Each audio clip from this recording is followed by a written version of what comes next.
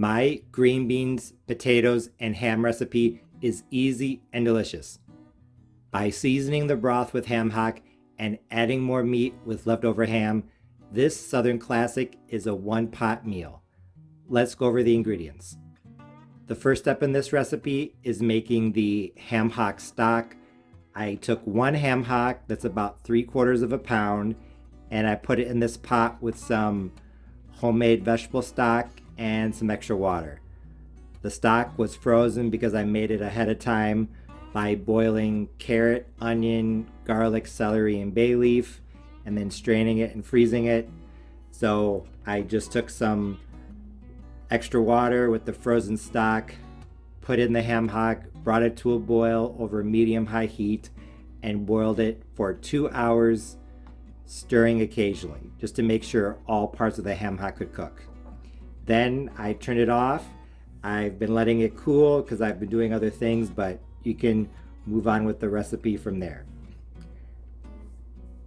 Next, I'm going to add some garlic and onion. Here I have 1 medium onion and about 5 cloves of garlic, finely chopped. The onion is about 1/2 pound. So like I said, this recipe is going to have a lot of flavor. I'm going to add the garlic and onion, get that started, and then later I'm going to add my green beans. I'm using frozen green beans. That makes this recipe nice and easy. You can make it at any time of the year, but you can use fresh. The only difference is that it's going to take longer. I am using 2 pounds of frozen green beans. I'm also going to add some potatoes. Here I have 1.5 pounds of potatoes. You could probably go up to 2 pounds if you want. I'm using a mixture of red and yellow potatoes, but you can use all red, all yellow, whatever you want. I like the color. I'm also going to add some spices, 1 teaspoon each of black pepper, garlic powder, and onion powder. The salt, I'll see because ham is really salty and I might not need to add any. So the first step is the second step, once I made the ham hock stock, I'm going to leave the ham hock in there and I'm going to add my chopped garlic and onion. I know it looks like a lot, but this is going to cook for a while. So the garlic and onion is going to cook down to almost nothing. It's going to kind of fade into the background and it's going to add a ton of flavor. The onions and garlic have now come to a boil, so it's time to add the frozen green beans. Like I said, I'm going to add 2 pounds. These are not thawed. I'm literally just opening the bag and pouring them in.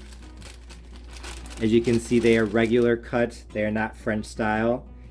If you do use French style, which you definitely can, they are probably not going to take quite as long because they're already cut more finely. So if you want your green beans to be soft, you probably won't have to cook them for as long as I'm cooking them. But yeah, like I said, this recipe is super easy. 2 1-pound bags of frozen green beans, no need to thaw. Just open the bag and pour them in. Really the only difference is that if you're using fresh green beans instead of frozen, they will cook faster. Also now I'm going to go ahead and add the seasoning. 1 teaspoon each of black pepper, garlic powder, and onion powder. Some people would say to add the seasoning now, some people would say to hold off. I have an idea of what I like, so that's why I'm going with this, but if you wait until the end, that is fine as well. I almost forgot to mention that I have some extra ham here off to the side. It is 1/2 pound of ham that I just cut off a leftover ham shank from the holidays. It's going to add not only extra meat but also extra flavor. So now that this is coming to a boil, or on its way to coming to a boil, I'm going to cook it for a bit of time before I add the potatoes. It depends on what you want. If you want your green beans to be whole, then I would cook them for around an hour. And depending on how big the chunks of potato are. They should probably cook for about half an hour. But I like collard greens, and I think a lot of southern style recipes, the vegetables are soft, they're really falling apart. So I'm going to cook them for longer. I'm going to cook these for about an hour before I add my potatoes. So from the time that the beans go into the broth, even if the broth is not boiling because you added frozen green beans, I would give it an hour. My green beans have been boiling on medium heat for 1 hour. So now it's time to add the potatoes. Like I said, 1.5 pounds. I cut them into small pieces that are, I would say, about a 1/2 inch thick. Some are a little bit bigger, some are a bit smaller. That's totally fine, but you want them to be mostly the same size. Here's one that's a little bit too big. You want them to be mostly the same size so that you don't have pieces that are raw while others are falling apart. So I'm going to add the potatoes. For a lot of people, I think maybe 1 pound would be enough. It all depends upon how hearty you want this to be, I think. And also, while I'm adding the potatoes, I'm going to add my ham. Like I said, half a pound of ham. I would say probably 1 cup of ham pieces. I'm literally just going to tear the leftover ham into little pieces and add it to the pot. And as the ham continues cooking, it is going to fall apart. You can see off to the side that I've already taken the ham hock out. That is so that I can take the meat off and add it back to the pot. But I'm going to let it cool a little bit first because it is definitely very hot to the touch. And one thing I'm also going to do now is I have decided to add 1 packet of onion soup mix. I think it's going to add some nice flavor to this. This is optional, but I think it's going to be good. And something that you see sometimes with southern style green bean recipes is a little bit of sugar. So I'm going to add 1 teaspoon of plain white sugar. I'm just going to mix that in as I add the potatoes and ham. I think it's going to add a lot of flavor to the broth. It's been about 15 minutes since I added the potatoes and started adding the ham. Everything's cooking down very nicely. Now I'm just adding the meat that I pulled off the ham hocks, as well as the last of the ham that came off of the holiday ham shank. Even though I think that this could definitely be a one-pot meal, I decided to make a pan of skillet cornbread, and I highly recommend doing so because it was great at soaking up the flavorful broth. If you decide to make some cornbread, I would start gathering the ingredients after the green beans have been cooking for about 1 hour. If you do it that way, the cornbread should probably come out of the oven after the big pot of green beans and potatoes has been cooling for about 10 minutes. So I think that will be the perfect serving temperature. I also think that these green beans, potatoes, and ham would go great with some white rice or some biscuits. So like I said, even though this could be a one-pot meal, I think serving it with something else to soak up the broth is a great idea. After I added the rest of the ham, I continued cooking the green beans and potatoes for an additional 15 minutes. So in total, the green beans cooked for 1.5 hours and the potatoes cooked for 30 minutes.